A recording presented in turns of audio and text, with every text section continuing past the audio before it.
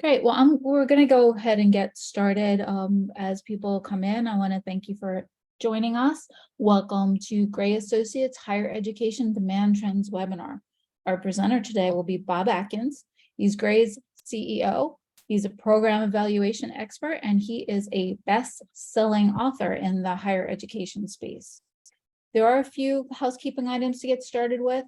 At the bottom of your Zoom screen, there is a place labeled Q&A. Please feel free to add your questions there. We will get to as many as we can during the session, and we can certainly follow up later with you if we run out of time. Don't forget to let us know what programs you might want to look at, because at the end of the presentation, you will have the opportunity to dig deeper into metrics for your programs. At the end of the presentation, when we have that opportunity, our Gray's Director of Customer Success will walk us through all that. So again, pop your program requests into the Q&A at any time during the presentation. You will receive a link to the webinar recording and the presentation slides. Look for it in your email. And now, without further ado, I will turn things over to Bob. Welcome, welcome, welcome, everyone. I'm Bob Atkins, as introduced, and I'd love to get started today. And first, I'll share with you a little bit of information about who Gray is, and then we'll get into the heart of our presentation. So Gray is the proud parent of a program evaluation system. Now, you might well ask, what the heck is a program evaluation system? And it's a great question. It's a new category. It's something we've all been doing in terms of evaluating programs, but often the approaches to it are homegrown. The data is incomplete, and the process itself often leaves something to be desired in terms of its efficiency, the amount of time required, the elapsed time, and so forth. So that's a problem we set out to solve. And we started by working on capturing data for markets for academic programs. That would include things like student demand, employment, and competition. So you could understand whether a given program was positioned in a market that had room to grow, or in one where the sell-by date might have passed some time ago. Then folks kept asking us, we did program work, well, don't we need to understand the economics of our programs too? Which was an embarrassing question, because the answer was obviously yes, and at that time we didn't have program economics. So we did build it. Now, keep in mind that when you do program economics, it's not because you're trying to run a for-profit operation. It's so that you can identify the high margin programs and ensure that they're producing enough margin for you to subsidize smaller or lower margin programs that are aligned with your mission. Notice I didn't say all smaller and lower margin programs. Some are not tightly aligned with mission, and for those that are in poor markets, have weak margins, and are not critical to mission, those are the ones where you may have to look at sunsetting them. But there are actually very few of those in most institutions, and the amount of money invested in those low margin programs tends to be very low as well. So all of you may have had state governments or trustees or whatever who said, oh, we should shut this program down because it only has 4 completions. Please do run the numbers first, because oftentimes those small programs are contribution positive, and closing them down will actually make your financials worse. Well, it's more than about markets and margins. You've also got to understand whether a given program is consistent with your academic standards. That might be the area that that program addresses. It could also be things like retention rates, course completion rates, and graduation rates, completion of external licensing tests like the NCLEX exam for nurses, and so forth, to be sure that the program is performing up to snuff from your perspective. And last but certainly not least, one of the guiding principles in program evaluation is to ensure that you can fund and support the programs that are aligned with your mission. That's really the critical ingredient here. And what we're trying to do overall is optimize delivery of that mission and ensure that we have the funding required to do that on a sustained basis. Now, there is a catch. We love data, and we love algorithms actually too, and do a lot of work with artificial intelligence and natural language processing and so forth. But you can't do this work without the right people and process. There is no algorithm that will tell you which academic programs to offer and which ones to cut and which ones to grow. That just doesn't exist. And maybe it will someday, but it probably won't really work in the end, because if the people in your organization, and particularly the faculty who have purview over the choice of programs, don't support the decisions, they won't get done. So it's very important to get folks involved in the process up front, to run a transparent and inclusive process, but also one that's pretty crisp, that gets done in a reasonable amount of time. so that you can keep up with changes in the market. The market is, as you all know, increasingly unkind, and being slow doesn't help your cause. So you do need to make this process pretty condensed, but we found you can do that and get everybody's involvement and input in a very concise 2-day workshop process. So it doesn't need to drag on forever in order to have a data-informed, inclusive, and very transparent decision-making process. So that's what we do with the program evaluation system. It's more than software or data, obviously. Now let's take a look at what's going on out there in the world in terms of student demand.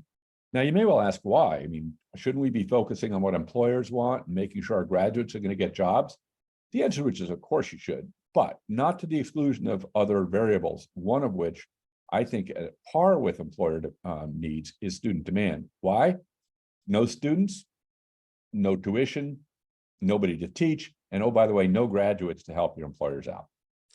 Now, that's an extreme position, but I've actually had clients who opened programs and invested a lot of money in them, but didn't do the research on student demand, only to find that they had, in one case, spent $500,000 on an optics program and had 5 students enroll. Obviously, not healthy for the institution, not actually great for the students to be in such a small program, and certainly not a big help to the employers who helped to fund that. So where do you get data on student demand? Well, there are a few sources. Google is one, very current, forward-looking, good source. We track 900 programs, 20 keywords each, to come back and give you information about what's happening in the world in terms of what students are interested in. Right now, we update that monthly. Enrollment's very good. It's not quite as current as Google search volume. It's very comprehensive. It comes from the National Center for Education Statistics the National Student Clearinghouse, and it's updated 3 times a year. So again, very current, covers all programs and all institutions of any size. The one that we've all counted on in the past, iPads, is not so great. That's a pretty good indicator of overall size of a program, but if you want to understand trends, it's very dated. The most current data on iPads comes from 2021, so we're already 2 years out of date. And then when you pause and think about it and say, well, how does it tell us what students want? Well, that data is completions. That's people who graduated. Well, they actually made their choices about what program to offer 3 or 4 years before graduation, maybe even more if they went through in 6 or 8 years. So we're looking there at what students wanted, not in 2023, not in 2021, but back around 2017, 2018, when they chose their majors. So in my view, iPads is very out of date. Be careful with it when you're trying to understand trends. It's just not current. And you're better off looking at the other sources like Enrollment and Google to see what's hot and what's not. Now, let's see what's going on with Google. Good news here. Overall, search volume for academic programs is up. You can tell because the black line of 2021 is a bit lower than the blue line for 22, which is a little bit lower than the light green line there for 2023. In fact, 23 is up about 1% in June year over year. And that is at least the 6 months of growth. So an encouraging sign that things may be getting better out there in terms of demand for higher education programs. Now, what's growing and driving that 1% increase? Well, most of the growth is concentrated in a very small number of programs. We've done that analysis. 15 or 20 programs account for almost all the growth. That's out of 1,400 programs. So you've got to be positioned in those growing programs if you're going to grow. What are they? Well, there are a few in tech. In fact, tech takes 3 of the top 5 slots. Business analytics, artificial intelligence, data analytics. These are red hot. And we'll come back to it in other areas. But the other one that tends to crop up an awful lot is data security. So other things out there that are growing, elementary education up 111%. It's really big growth for a program of that size. Then we have mental health counseling, organizational leadership, psychology, marine biology in our other category. And then we have a couple of things in marketing this month, digital marketing and marketing management general, both making the fastest growing programs on Google. Now, one that was growing there for a while, it's dropped off. Maybe it's because of the artist strike. Cinematography and film were making our top 10 list pretty frequently recently and just dropped off. So Interesting to see that trend may have passed, but of course it could just be a little bit further down the list this month as well. Now, I made the big 9 here. There was one that was included that's not really a 4-year college program. But in terms of what the biggest programs are on search volume, obviously business is number 1. It's usually a very tight race between business and nursing. That's true here, separated only by 4 or 5%. Computer science, and then a bunch of data here in the middle, computer science, cybersecurity, data analytics, in terms of highest search volume. Then we jump down to law, social work, psychology, and human resources. And interestingly, psychology is almost, it's usually actually up in the top 3 or 4. So this is a little bit of a drop for it. Brand search volume. Now, what is brand search volume? It's search for educational brands, Harvard, Yale, University of South Carolina or North Carolina, and so forth, school names. And we keep track of about 1,000 of those. And we're careful to do it in a way where they're not, and we don't use acronyms, for example, because USC could be the University of Southern California, but it could also be the University of South Carolina, I forget which one that is, but Southern California, Carolina or something like that. So we're very careful to eliminate terms that could be duplicative or confusing. But what we've done, as you look across all the brands, that's up about 2% as well. So this is encouraging news. We've got a slight increase in interest for programs. We also have a slight increase in interest for brands. That's 2 different ways students search for colleges. There's a student who might want to go into a specific program, let's say pre-law. They're looking for pre-law programs. They'll look at schools perhaps next, or they won't search actually at all by institution. They'll continue their search by program. And then there's a group of students who are looking for a college to go to, and they'll pick their programs later. Between these 2, I think we cover most of the major ways people are going to come initiate their college search, and both are indicating growth. Not a lot of growth, but a little. Now let's see if that's corroborated with enrollment. Now, keep in mind the nature of enrollment. If new enrollment's up, that won't really fully ripple through total enrollment for a number of years while that cohort of students goes from freshman year to sophomore year and so forth, hopefully trailed by another growing cohort so that overall enrollment goes up over time. As you all know, that has not been happening recently.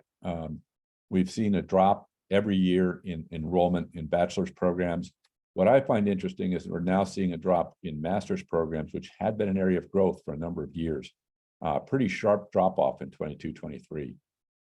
I don't know for sure what's driving that. My hypothesis would be that we're looking at a very robust job market, and people are not coming back in some of your more career-oriented programs like the MBA, which is very, very large.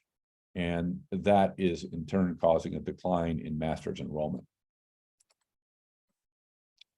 What was growing? Well, not surprisingly in today's world, it's led by tech and really analytics, but data analytics, number 1, business analytics, number 2, in terms of growth. We have some computer systems networking, then down on the list, I mentioned cybersecurity, very hot. And then interestingly, architectural and building service sciences tech. Now, what's going on in here a little bit is people are reclassifying architectural programs, which used to be non-science programs, didn't qualify for STEM. They're renaming them and probably rewriting some of the content to make those STEM qualified programs. Why?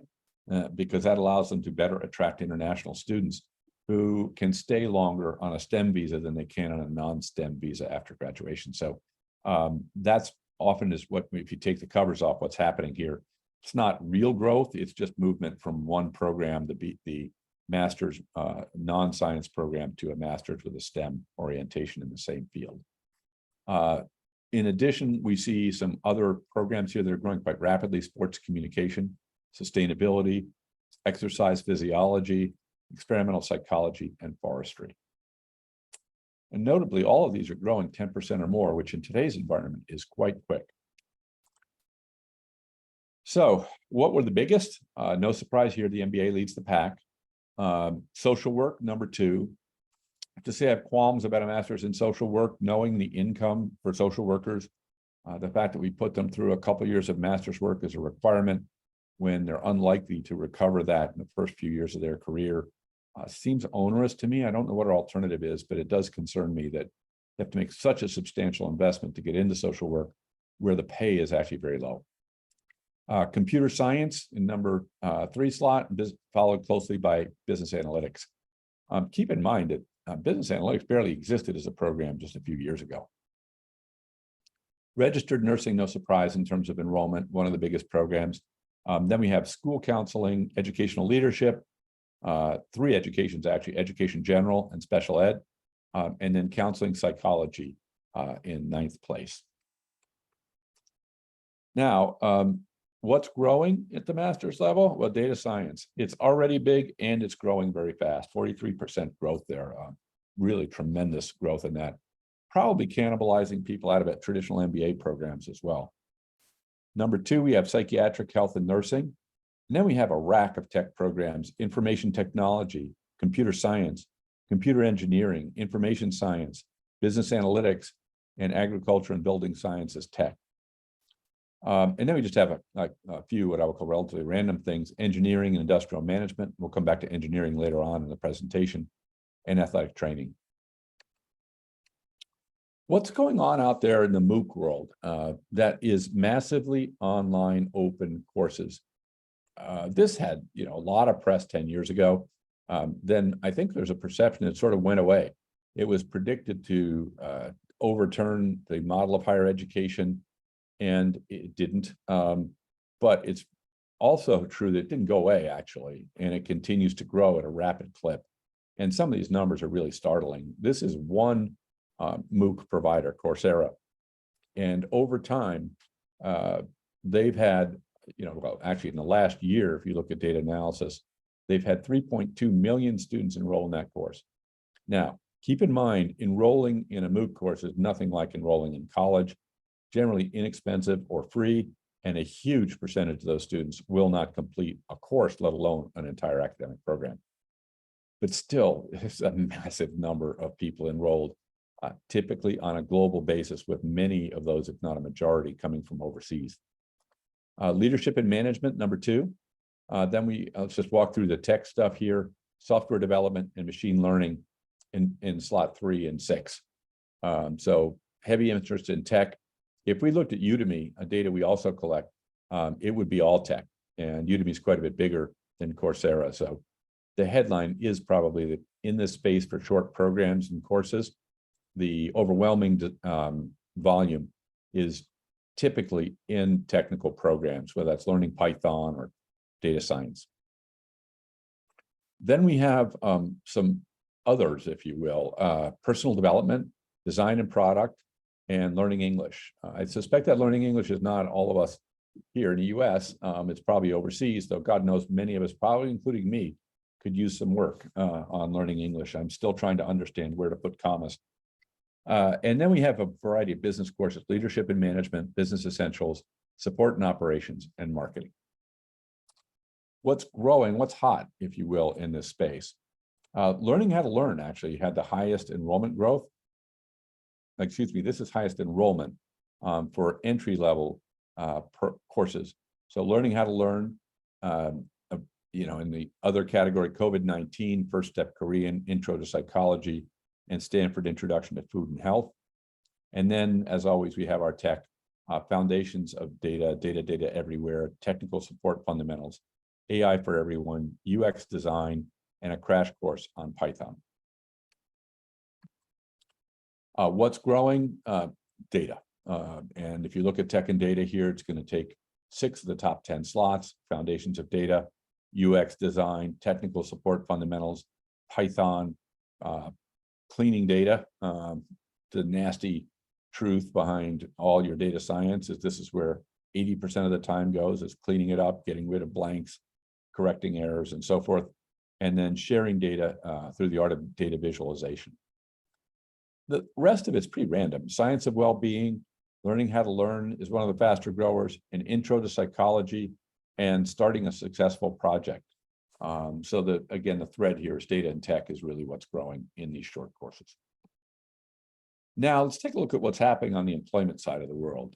So we did an analysis going back to 2012 to 2022 to see what the underlying annual growth rate was across occupations.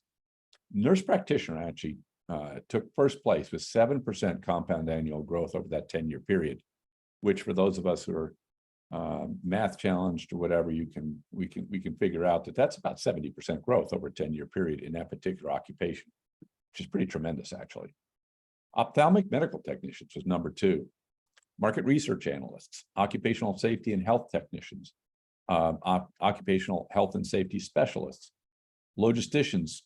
Many of you have started logistics and supply chain programs that is supported by this data. Lots of need for those folks as we transition from physical store retail to online retail and all the logistics chain that's associated with that, whether it's groceries or books.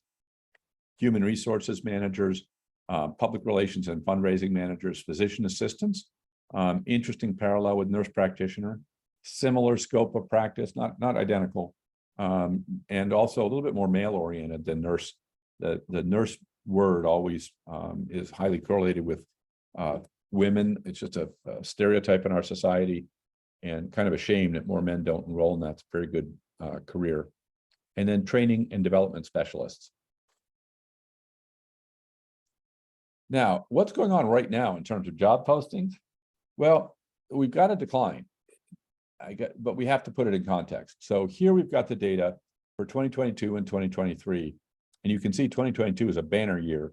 We've all read about this in the papers, record levels of job postings as we bounced back from COVID and refilled all those jobs, particularly retail, hotels, travel, and so forth, that really got shut down during COVID. So those are artificially high numbers. When I looked at national numbers recently, the current number of job postings is about equal to the 2019 average. So I think what's happened is we reverted to normal levels. So I would not look at the massive decline here, 36%, and say that's, we're falling off a cliff. We're actually just returning to normal. And as many of you may have seen today, the US GDP is actually growing 2.4%. So the economy is not in recession and probably not going into recession anytime soon. So as I say, I think this is more like getting back to normal rather than a collapse. So where is the growth and where's the volume? General and operations managers, number 1. Registered nurses, number 2. Registered nursing makes the top of in the top 10 in everything. Elementary school teachers, marketing managers, human resource specialists, and so forth. One thing I've always found interesting, you see sales managers here in the top 10. Many of us end up in sales one way or another, and yet we seldom teach it. And I don't think you could even fill a academic program that focused on sales, because it too comes with a strange stigma. But if you want to know what people really do in life, sales is one of the biggest occupations out there. And many of us will end up in it, and we'll have to learn it when we get there. Job growth, obviously with a 36% decline in overall job postings, almost everything is negative. You can see we got one category growing, payroll and timekeeping clerks. And candidly, whenever I see a growth rate over 100%, I assume there's some weird thing going on with the data. It's not really representative of the market. And then you can see the things that declined least below that: physical therapy assistants, teachers assistants, kindergarten teachers, and so forth. What are the skills people are looking for? Well, number 1 by far is Microsoft Office. I'm going to spend a minute on this because it's so important, and I think it doesn't get enough attention. So people really need to graduate with these skills, I would say, regardless of what major they're in. It doesn't mean you need to be able to write Excel macros or create templates in Word, but they do need to be comfortable using those applications, getting in and out, entering information, and so forth. Otherwise, they're really kind of dead on arrival in the workforce. And I believe that needs to be something that's both taught explicitly as well as embedded across the curriculum. So people are, whether it's taking English or math, they're using Office, for example, for their communications with each other, maybe for scheduling, and for things like preparing numbers. So enough on that. It's really important, and it needs to permeate things, even if that's just in the way a program is administered as opposed to in the content of the program. Second, we have marketing. Third is project management. And these are project management especially is really applicable across all industries. So it's a great skill to have. It's very helpful. Almost everybody will end up managing a project, not right away in their career, but fairly soon after they start. And then, for some folks, those projects will just get bigger and bigger over time and more complex. Then we have accounting, analytics, diversity and inclusion. Be interesting to see how that plays out over the next few years. I wonder if business will just sort of not turn its back, but fade that away with all the changes in affirmative action and so forth. Would be unfortunate, but I'm suspicious that might happen. Rehabilitation, career development, data entry, not really a college level thing, but we sometimes get stuck doing it, and case management. Now, often these skills are called soft skills. I'm not sure what the best name is for it, but right now I'm calling them management skills because these are all skills that are indeed required of managers. And of course, the first one is management itself, planning, leadership, operations, customer service, sales, supervision, things like collaboration and communications also fit here. And these are not truly soft skills. They are not technical skills, they're not tools, but they're critical elements of being a successful member of the workforce, and in particular in advancing in your career. So we got to find a better name than soft skills. And there are a number of things here that people need to focus on. Again, see sales making the list as one of the top skills. We all end up selling something. It may be our ideas, it may be a product, but we all need to learn how to be persuasive. And I think that's an important skill that fits in this general management skills category. Certifications. Well, security turns out to be a big deal. Security clearance and secret clearance and top secret clearance all make our top 10. After that, it's pretty much healthcare, nurse practitioner, pediatric advanced life support, board certified behavior analyst, and advanced life support.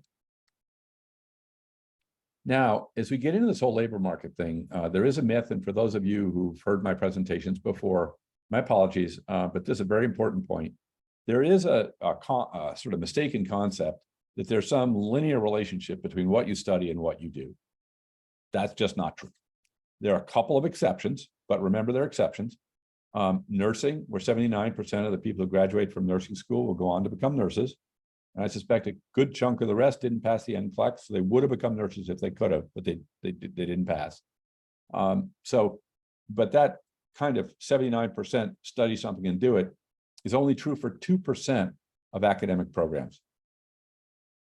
For 78% of programs, less than 20% of the graduates are going to go into the field for which they were directly prepared. They're going to go do something else. As a history major, this makes sense to me. I never intended to become a historian or a teacher. I just thought history was interesting and I could get it, I'd figure out what I wanted to do when I graduated. Maybe a little naive on my part, because my first job after graduation was, it was in a management training program, but it was actually unpacking women's shoes in the back corner of a retail store. So it wasn't too glamorous. And perhaps if I'd thought more about it, I could have at least added courses to my program that would have made me better prepared for the workforce. But nonetheless, I got a job and I survived and obviously ended up as a CEO. So it does happen for liberal arts majors. And actually, in aggregate, we do very well. History majors actually end up earning at the 80th percentile. Most common career is law. But let's unpack this for environmental studies. It turns out that in terms of what people are directly prepared to do, they are assigned to 3 areas by the National Center for Education Statistics crosswalk. That's not at all representative of what people really do with this degree. They go into 426 occupations, not 3. Their earnings are not great, actually, at $62,464. That's, I think it's right about average for college graduates, but nothing special. Quite a bit above, by the way, what you'd make without a college degree on average, which is in the high 40s. So while this may not be the highest earning category, you're still better off doing this than not going to college. What do they really do? They become managers, they become teachers, they become scientists. They go into business operations and compliance and physical sciences, and some become chief executives.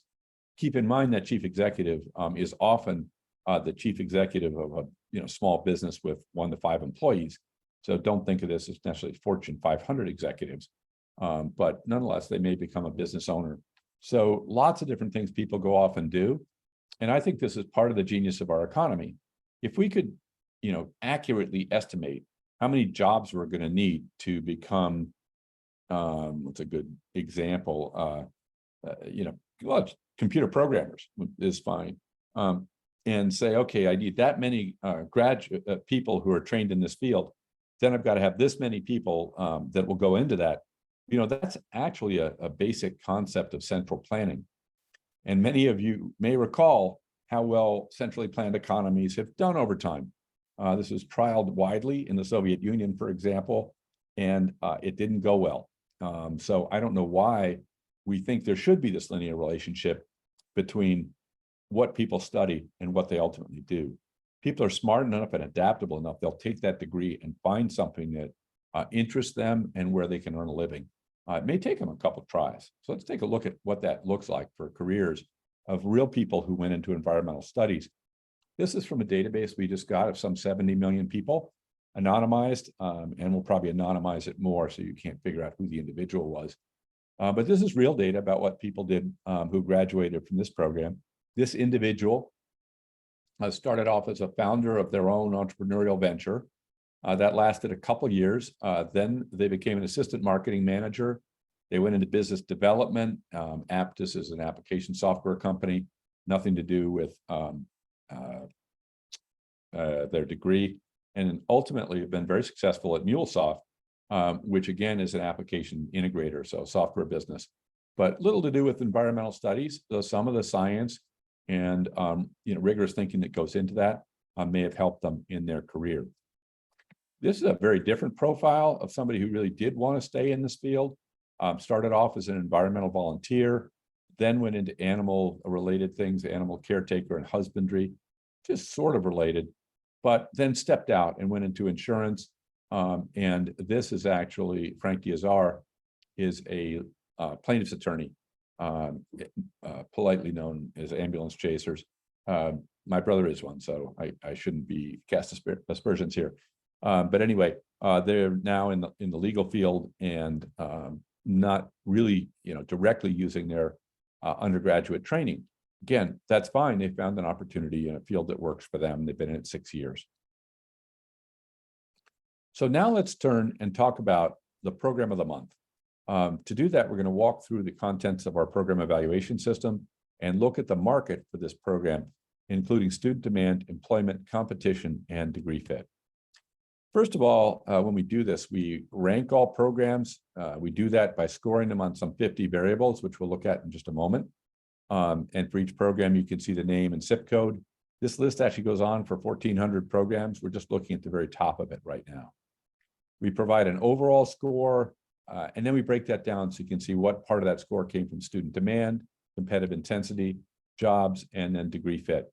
Since we don't know what degree levels you all might be looking for, we keep that score neutral for all programs at 50. So that's why you see no variation in that column. This month, we're going to look at mechanical engineering, and you can see that the strong score, 99th percentile for mechanical engineering, came from student demand at the 98th percentile, actually fairly modest competition, and then a very high job score. So this is an unusually consistently good set of metrics for a program. You can see many of the others have very weak competitive scores.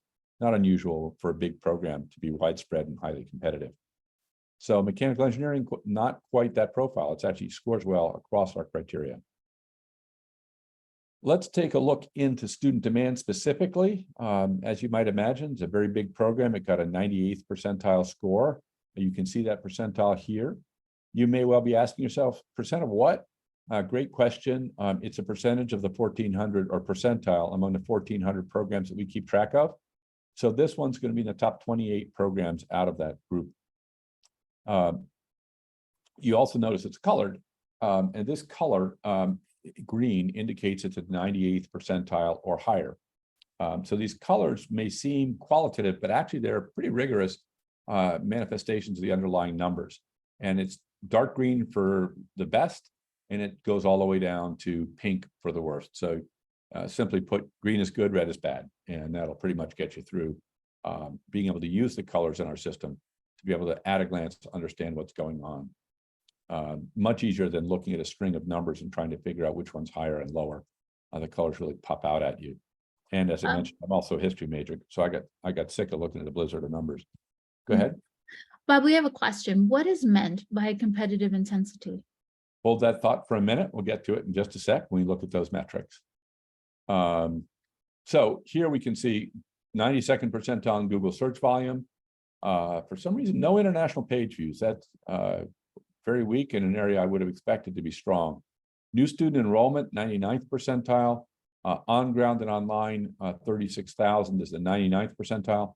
Do notice that online is very low. Growth, actually, we're getting a mixed signal here. We've got a decline in completion volume. Remember, that's a trailing indicator. That's IPED's completions. New student enrollment's off a little bit, though, at minus 1%. But Google gives us a little cause for optimism that this may be turning around, since people are searching for electrical engineering on Google, aren't really going to enroll for 6 to 12, maybe even 18 months after they search. So there's reason to believe that this decline is abating and may even turn around as we move forward. But it's such a large program that growth is almost a secondary issue. It's very, very big, and that's unlikely to change substantially. So let's take a look at employment now. So I got plenty of students. Do I have jobs for them when they graduate? And first of all, are they going to go into jobs for which they're directly prepared? This group does. 44% of the students are actually going to go into an engineering related job. So that makes our information about direct prep jobs very pertinent. And we've got a lot of them. Job postings are at the 96th percentile. BLS current employment's at the 93rd percentile. And the growth rate has been healthy, up 2.9%. Last year was an exception, at down 3.9%. So we want to be a little bit careful here that something may be shifting. But over the 3-year period, it's been good. Another important point here is we've got 4.4 job postings per graduate. That's a little bit above average, not stunningly above average. I was looking at nursing yesterday. It's 9 jobs per graduate. So that's what the best program looks like, but 4.4 is very good. So even if we had a small decline, we'd still have plenty of jobs for the graduates in these programs. Wages are very good here. BLS mean wage, $92,000. And if we look at wages for the bachelor's degree graduates that we get from the American Community Survey, $137,000. So these guys go out, are very successful, make a lot of money.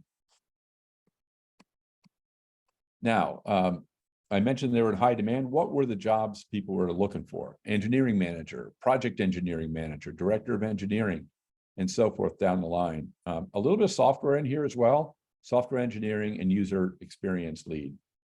The skills they're looking for, project management, number 1. Construction, logical, number 2. Notice Microsoft Office is in number 3. Not surprising here, but you'll find this in nursing too. It'll be in the top 5.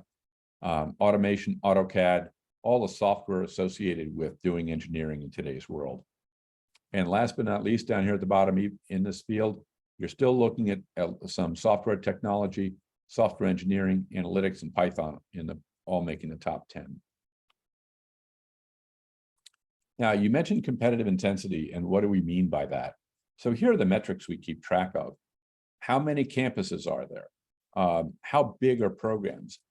Google data on saturation, and then finally, national online competition. So let's walk through that a little bit. Campuses with graduates in engineering, not surprising, there are a bunch of them, 366.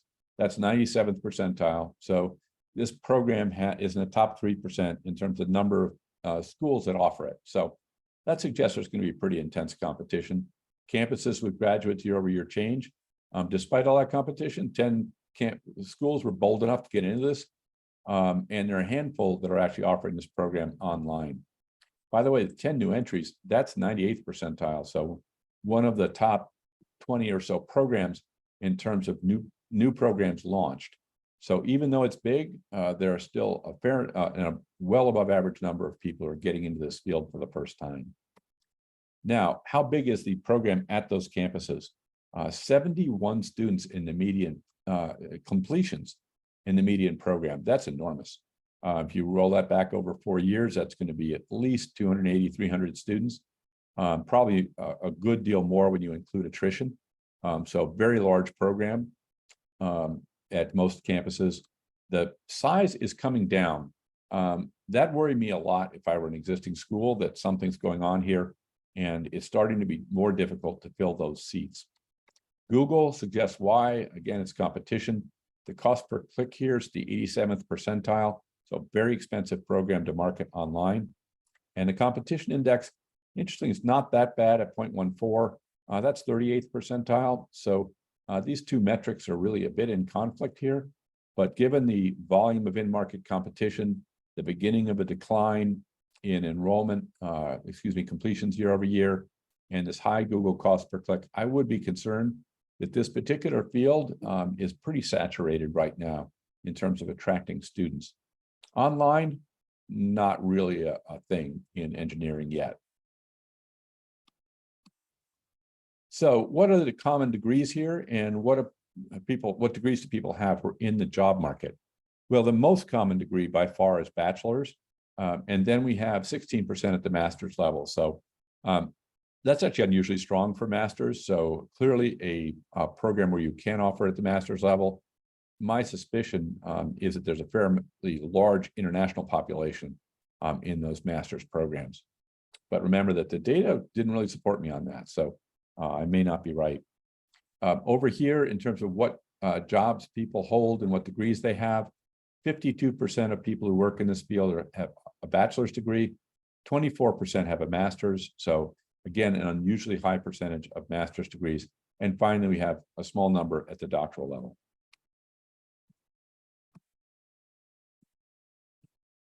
One second. My computer is being ornery. Why? Here we go. So who takes this program? Pretty interesting. So I mentioned international. Only 8% of completions are international students. And who's overrepresented in this area? Men. 40% of the people attending college are men. 83% of the people in engineering are male. So this skews very heavily male. And of course, that means it's less on a percentage basis female. So women in general at college are about 60% of undergraduates, only 17% of engineering students. Heavily white, this is over-indexing. Hispanic is about on, actually even a little bit ahead of the Hispanics as a percentage of US population. If I remember correctly, Asians are going to over-index a little, and then everybody else is going to come in well below their representation, their share of population in the US. Then we take all that information and we put it together for you on a single page. Now, obviously, the page is pretty busy and it may even be hard to read. We do it for a reason, though, and that is when you're trying to make program decisions, it's helpful to have all the data in one place and not have to shuffle around between a variety of pages to put together a complete picture of what's going on with a program. You can see how the colors really pop out here, that dark green at the top, so we know immediately it's one of the top handful of programs. You can quickly see that student demand is very strong, employment's very strong, and competition is not bad. Though I think there's different ways to read that. And your eyes immediately go to the greens. I've gotten good on that. What do I have to worry about? I start to come down here and look at my pinks and say, yeah, I've got a little bit of a decline going on. Don't really have any negatives in employment. Some weak scores on saturation. Well, weak isn't fair. Average scores on saturation. And I can quickly see that if I've got a problem, it's over here in competitive intensity. So that's, again, why we put it all on one page for you. It's a big help to the academic and administrative leaders who may want to look at a program and get a quick understanding of how healthy the market is. They will also ask another question. And with engineering, they'll come in with an assumption that engineering may not be a very profitable thing to offer because it's expensive. What we're looking at here is benchmark data from 40 institutions that tell us what the average margin is per student credit hour for engineering. And what I found interesting here is it actually does pretty well. The black bar is an illustrative fictional institution. The blue dash here is the median contribution from our data set. The red is the 75th percentile, and the green is the 25th percentile. But as I look at engineering compared to the other programs we have here, it's actually a little bit above most of them. I mean, who would have guessed that the margin on engineering would be better than, let's say, anthropology, a little bit worse than art teacher education, but right up there with something like early childhood education and teaching. You know, I would have thought of this as a high-cost program. Well, in fact, it is a high-cost program. The cost per student credit hour is considerably higher than most of those. This blue median is way ahead of all these other programs. But the revenue is also higher. So when you net out, it turns out that engineering is actually a very profitable program. And I say this because many people look at the cost in isolation. They often don't have the revenue by academic program. That is a huge mistake. You've got to see both revenue and cost together and calculate the margin in order to understand whether a program's contributing to your institution financially. There are real mistakes you can make otherwise. People get in here and they try and overmanage the cost. They'll cut programs that are high cost and not realize that they're cutting more revenue than they're cutting cost, especially when they go after small programs in isolation. That mistake can be made. You need to run the numbers before you make that kind of decision and understand what the contribution is for a program, or you will make your numbers worse. The benchmarking continues. On here, you can see how they compare by course level for engineering within the school. This particular school does very, very well. You can see that it's well below the benchmarks in each area until we get to 400 level courses. So if they have a little work to do on curricular efficiency and lowering their cost, the place to focus would be on 400 level courses. And in particular, this is where you tend to have very small class sizes that will drive up your cost per student credit hour. You can see once we get to the 500 level, the benchmark data goes all over the place. A lot of problems here, keeping class sizes up and controlling cost. Our client in this instance, however, does very well, very tight, well-controlled costs, well below our benchmarks.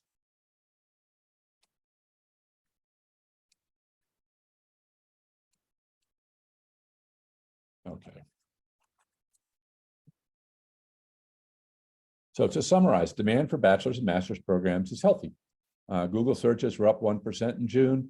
Google searches for business analytics grew the fastest, but total enrollment has not caught up. It's down 4% at the bachelor's level and 7% at the master's level.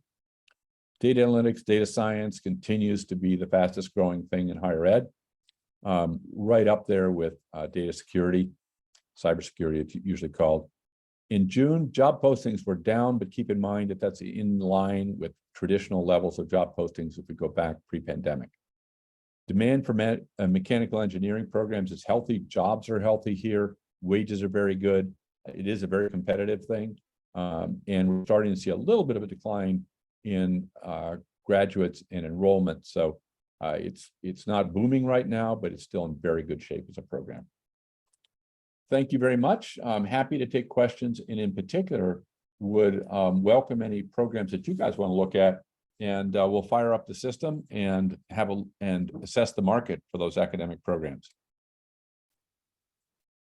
Sounds good. So Winnell, I just want to call your attention to the Q&A. We have MS in management. We also have a couple more in our chat area for you to take a look at. MS in management, that'll be interesting to try and find. Not traditionally done that way, but potentially a very smart idea. Again, to appeal to the international community in particular, who can get STEM visas if they take that, but not if they get an MBA. So very intriguing idea. Yeah, I mean, the struggle here is going to be the zip code. You know, if it is offered as a MS in management, I would challenge that it is going to report under the same zip code. It might. You might try management and see what you pull up. There might be something different. I don't remember ever running it. Yeah, I tried that. I wasn't so lucky with that. Yeah. Maybe if I type it is under business administration and management. One of the things we could do also is just do a little more research into it and follow up. Yeah, maybe worthwhile. And there's a number of different things we can do there. Things like look at Google search volumes for those search terms and things like that. But I think you're going to end up under business administration and management. And keep in mind, when we've looked at this in other fields, particularly economics, for example, and there are a couple of others where we did it. Generally speaking, what happens is when you offer an MS in management, when you already have a BA in management, your total enrollment won't change. You'll primarily cannibalize your existing management program, which, you know, better you do it than somebody else. But still, it's not going to probably drive growth for you. So to the poster who asked that Management question, science is a different, yeah, that's a helpful variation. We can take a look. I think that's going to potentially look attractive because it's going to build off this whole trend towards data analytics and management. It looks like we might have that crosswalked. So I don't see it. Oh, could be. There's some of these programs where the filings by schools and so forth are so random that there's no, you can't pull distinct data for the individual program. So what we do is merge them into the one bigger program that they're part of. So it means that we're going to classify this under the general business degree rather than, or in this case, business analytics. So, well, let's take a look at business analytics. The reason we do that, Alan, is that the data for those is not accurate because of the randomness of the way people file for it. So we put them into a bigger bucket where there's, and create a more consistent data set.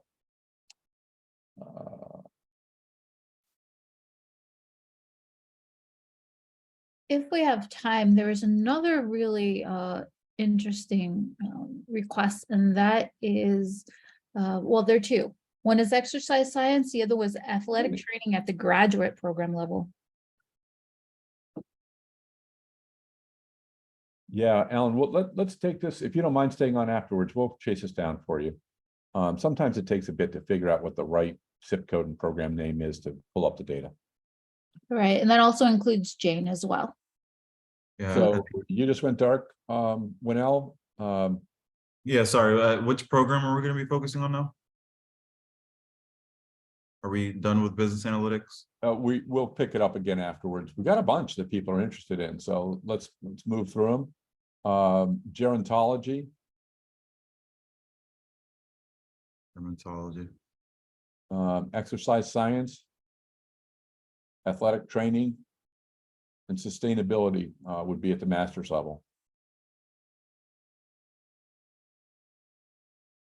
Oh, and an MS in computer science. I can answer that one off the top of my head. Lots of student demand, lots of jobs.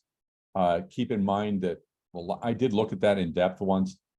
Something like 70% of those students in computer science at the master's level are international. So while our data looks good, to be successful there, you have to have a really good international recruiting capability. Sorry, I'm going to have to refresh. So just give me a second. All right. So while you're doing that, I'll take the screen for a minute and just talk a little bit about some other things that we do for folks. Yell when you're ready.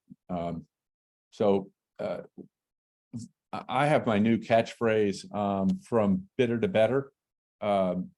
We've gone through a lot of upheaval and negative events in higher ed over the last 5 years, whether it's a general decline in respect for higher ed, an attack by politicians, declining enrollment, an epidemic. I mean, it's been a tough road, and it would be hard not to have that leave a sour taste in our mouth. But in our experience, it is possible to grow even in that environment, and hopefully in a less negative environment going forward. But part of that, changing that environment, is going to be up to us. So I'm running a podcast, and for that podcast, I'm interviewing folks who've managed to grow their institutions despite all those headwinds and unpleasantness, and welcome you all to join it. If you've been successful in growing an institution or launching a new program that worked, please get in touch. I would welcome the opportunity to interview and have you participate in the podcast. And my intent is to write a book summarizing those results, so you all have a set of tactics you can pursue to restore growth. Because as I think we all know, and I certainly have experienced in my career, it is a hell of a lot more fun to grow than to shrink. There are just so many unpleasant things that have to happen when your enrollment goes down, when revenue goes down. And that is an avoidable problem.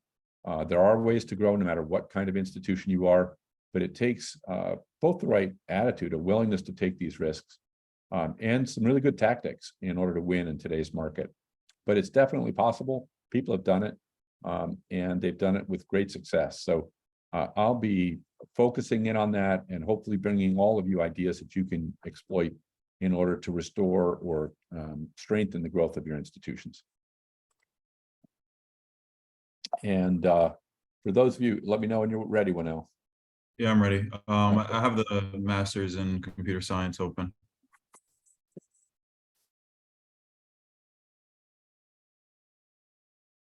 You're up.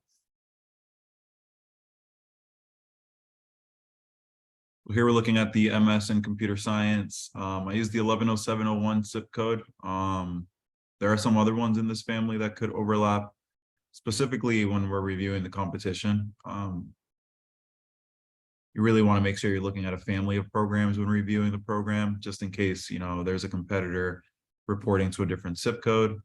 That being said, what do I see here immediately is, you know, student demand performing strongly, as well as employment. And I'm just going to follow the dark greens, right, in terms of size. You'll almost never see numbers better than that. It's growing, it's huge, right? 99th percentile. Jobs is the same, right, Winell? Just dark green across all our size metrics. Yep. Employment growth is not as fast as I would expect, right? We're around 0 to 1%. But look at the job postings per graduate. 14.4 job postings per graduate. So if anybody's wondering whether there's still jobs out there for computer science graduates after the layoffs at Google, I wouldn't be concerned. I think that these folks are going to get snapped up by all the people who were trying to hire the people who got snapped up by Google. There's a whole second tier of employers out there who's going to pick those folks up now that they can. By the way, we're one of those. We're fortunate to be able to hire a couple of people recently with very advanced credentials. So I'm excited about that, but certainly they weren't in the job market very long. Competition here, though, is pretty intense. You can see 99th percentile on all those metrics in terms of campuses. Google search up in the 90s on cost per click. Competitive index above average. So it's not a walk in the park. It's a very competitive program, but also very large with good job opportunities for your graduates. And it works at a number of degree levels, with both bachelor's and master's for sure. Doctoral is a problem because by the time you're that skilled, the amount you can get paid in the job market is extremely high. So you're not going to find a lot of folks who want to pursue a doctorate in this. Then I think I saw athletic training. Yep. So I can open it up too.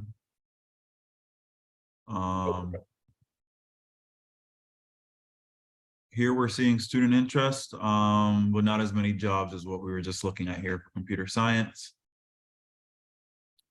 Size of jobs are down. 55th percentile. What else do I see here? Well, employment's all red, right? Yeah, that's the problem. One job posting per graduate, that's a 33rd percentile. Wages are not great. 11th percentile BLS mean wage. So if you're trying to make money, this isn't the field to go into. Correct. And then really quickly, I think I saw exercise science.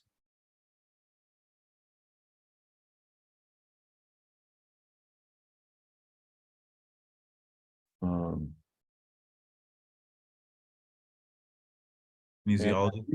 We should wrap, except for if you're still on. Alan, are you still there? I think it's Jane. Alan was just helping out. Okay. Jane was having questions about the MS management. Jane, if you're still there, please just message me back and we'll go ahead and take a look at what we can find for the MS in management. She's here. Great. Great. And I think for the MS in management, I mean, she also, Jane, you dropped in the zip code in there. 521301, and we discovered that something that we do here in the tool is we have a crosswalk where we adjust for changes in standard SIP codes over time. This is just to really make sure we're aligning the SIP reporting to any programs that might be similar to one another. In this case, for the 52, what was it, 13? Yep, 01, management science. We're seeing a lot of overlap with business analytics in this case.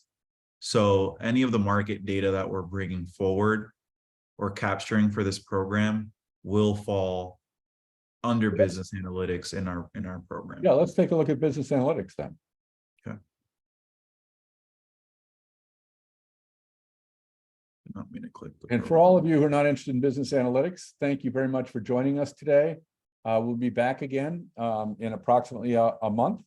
And I won't be presenting because I will be fishing. But nonetheless, we'll be on August 31st at 2 p.m. We'll update you on the information through the end of July.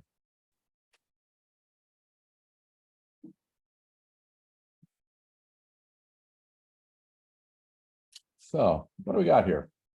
Looks like student demand is pretty good. No, this is Kinesia. Hasn't updated yet. No, sorry. System's a little cranky today. Business analytics. Here we go. Here we go. So yeah, student demand is great, not surprising. Remember that this could be a lot of cannibalization of people who might have taken a business MBA program or just a regular business program historically. So it's not all new demand, but it's a lot of demand. And in this case, you may be well served to cannibalize your own business degree before somebody else does. You see all the dark green there on size, a little uneven on growth. Google's down, but both completion volumes way up at 29%. Enrollment's up 3%. So those are both healthy. A little bit of a warning signal potentially in the future. What do you think of employment, Winell? Employment here, we're seeing relatively strong amount of job postings. I mean, 87th percentile is not bad. But that 1.1 job postings per graduate might scare me just a little bit. Mm-hmm. I like the wages though, especially in the ACS data. Yeah. Agreed.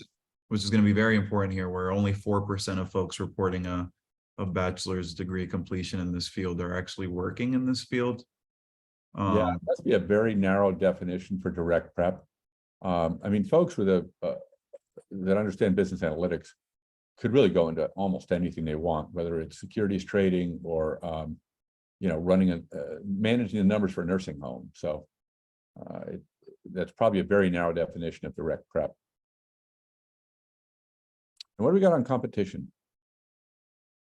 Lots of pink. The only thing that's okay here is going to be the size in market program size metrics here, where average program completions and median program completions seem to be relatively large. 95 average program completions. That's 100th percentile metric there. So yeah, probably an online player. And then we've got an increase in enrollments. That's a very positive sign. The folks who have this program, it's still growing. I'm looking at the year-over-year median program completions change. Here. That area. So not saturated yet would be my take, although certainly at risk of becoming that way. The Google search costs are way up there, 95th percentile, 98th percentile competitive index. Very heavily online relative to most programs. 41% of institutions offered online and 13% of completions are online.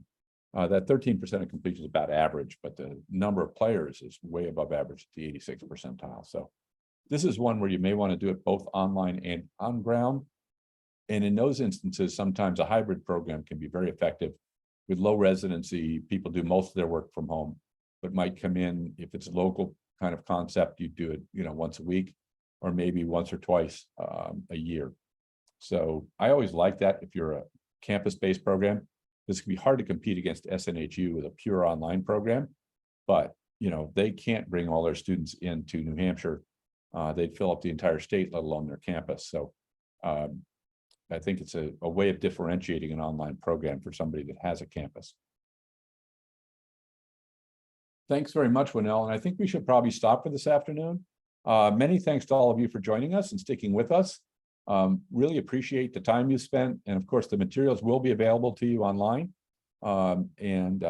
Let us know if you have any questions. We'd be happy to take those after the end of the call.